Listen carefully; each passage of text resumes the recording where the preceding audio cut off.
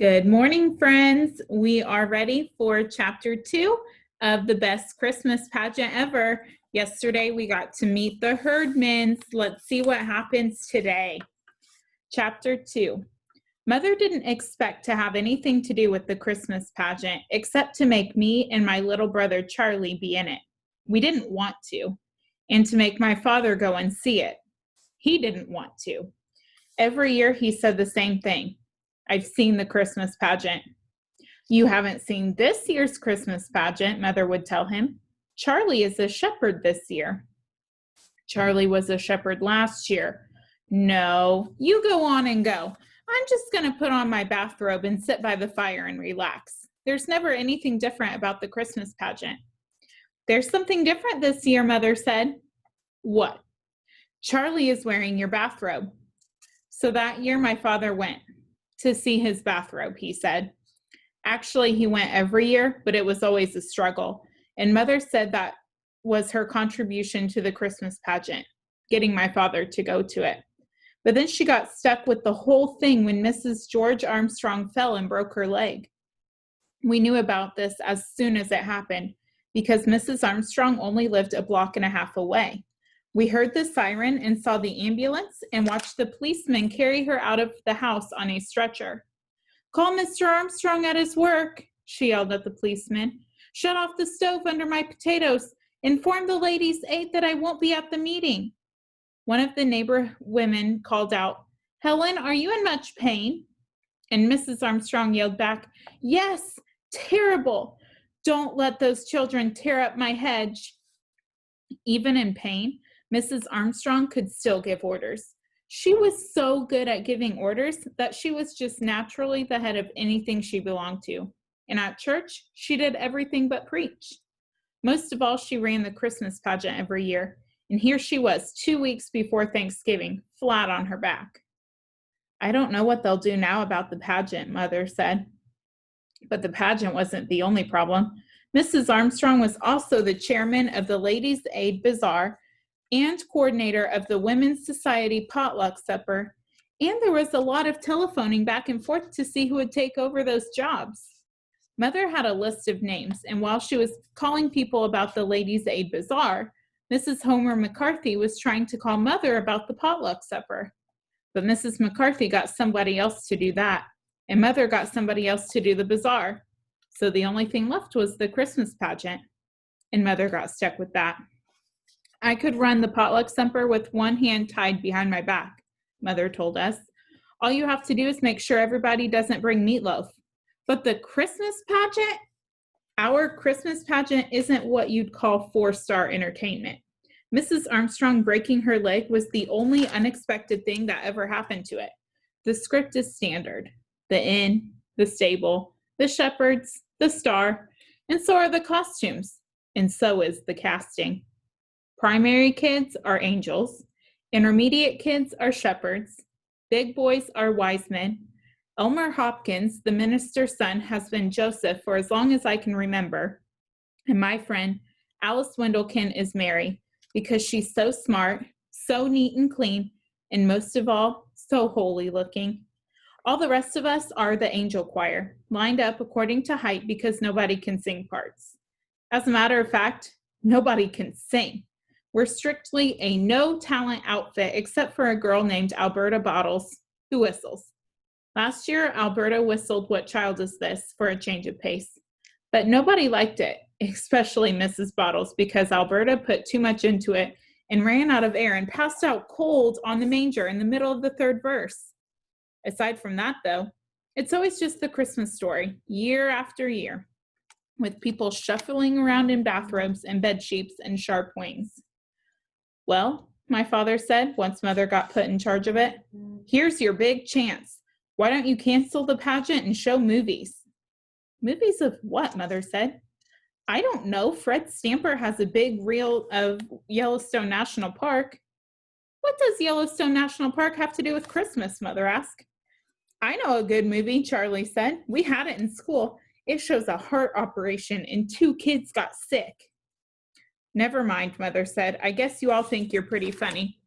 But the Christmas pageant is a tradition, and I don't plan to do anything different. Of course, nobody even thought about the Herdmans in connection with the Christmas pageant. Most of us spent all week in school being pounded and poked and pushed around by the Herdmans, and we looked forward to Sunday as a real day of rest. Once a month, the whole Sunday school would go to church for the first 15 minutes of the service and do something special. Sing a song, or act out a parable, or recite Bible verses. Usually the little kids sang, "Jesus loves me," which was all they were up to. But when my brother Charlie was in with the little kids, his teacher thought up something different to do. She had everybody write down on a piece of paper what they liked best about Sunday school, or draw a picture of what they liked best. When we all got in front of the church, she stood up in the front of the congregation and said, "Today, some of our youngest boys and girls are going to tell you what Sunday school means to them.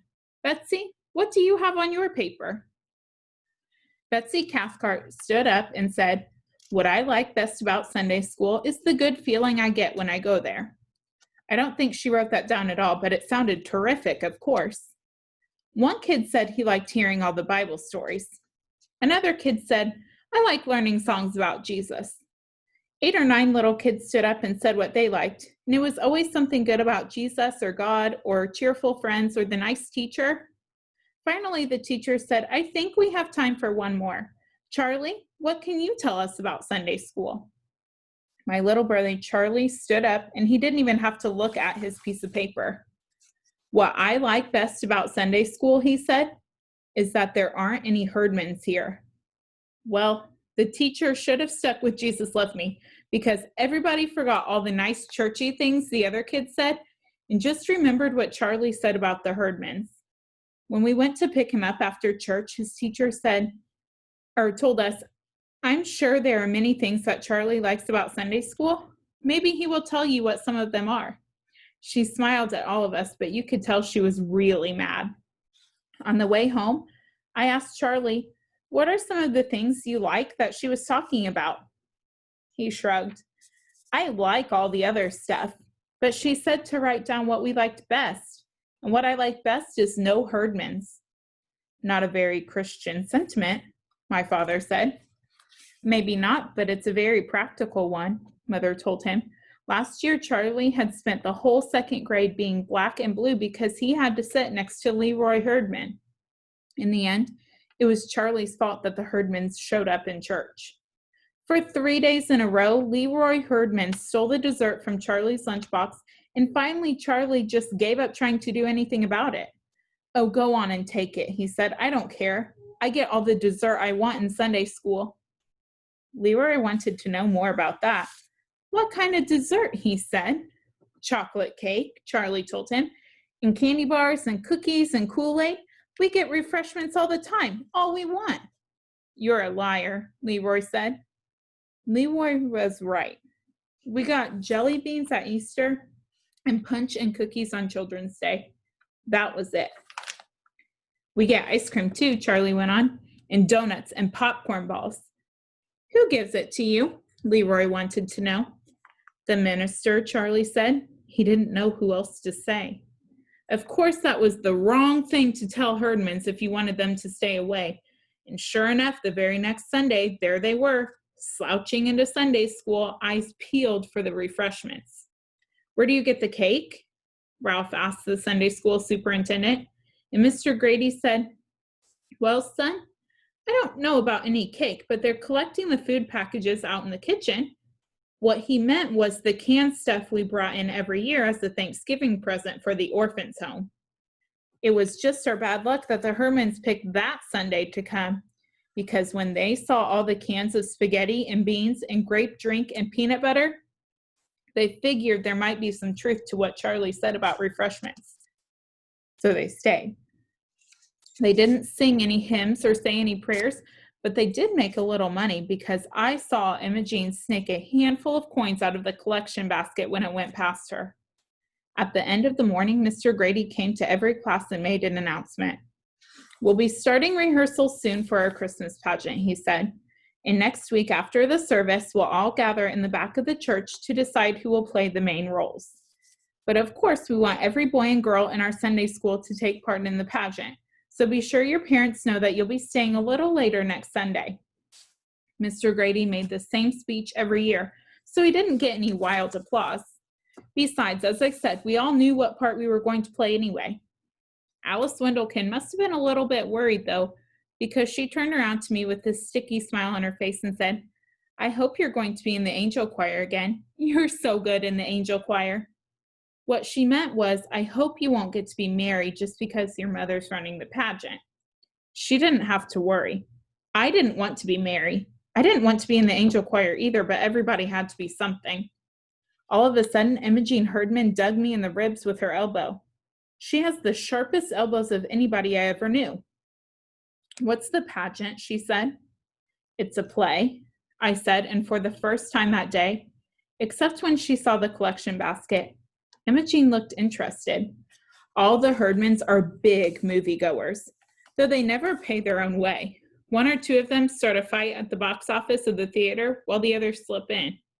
They get their popcorn the same way, and then they spread out all over the place so the manager could never find them all before the picture's over. "What's the play about?" Imogene asked. "It's about Jesus," I said. "Everything here is," she muttered, so I figured Imogene didn't care much about the Christmas pageant. But I was wrong. We'll read chapter 3 tomorrow.